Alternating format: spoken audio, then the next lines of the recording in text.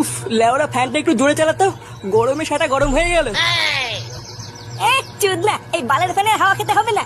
হাওয়া খেতে হবে না মানে? বোধ গরমে চুদে গেলাম, তাড়াতাড়ি জোরে দে।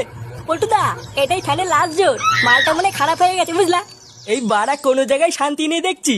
লেওরা বাড়ি গেলে বউ ক্যালকাল মারাচ্ছে, আর ক্লাবে আসলে গরমে সাটা পুড়ে যাচ্ছে। শান্তি নেই বালের জীবনে। কেন রে বাড়া, তোর আবার বাড়িতে কি হলো?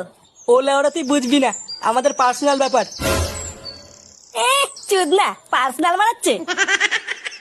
ও পল্টুদা, বৌদি বাড়িতে আছো নাকি? আরে আমাদের ফুটোর বউ যে।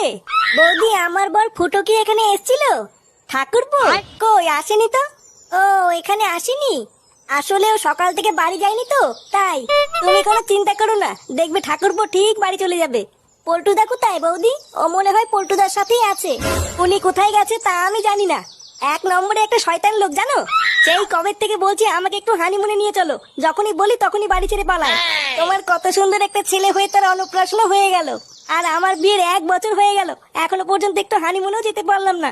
ও তুমি চিন্তা করো না বৌদি, পল্টুদাকে বোঝাও, দেখবে সব ঠিক হয়ে যাবে। না, অনেক বুঝিয়েছি এতদিন, আর বুঝিয়ে হবে না। আমাকে দেখছি এবার অন্য কোনো উপায় মা হতে হবে। ও তুমি মা হতে চাও? তাই এই কথাটা আগে বলবে তো। তার মানে তোমার কাছে এমন কোনো উপায় আছে? হ্যাঁ গো বৌদি,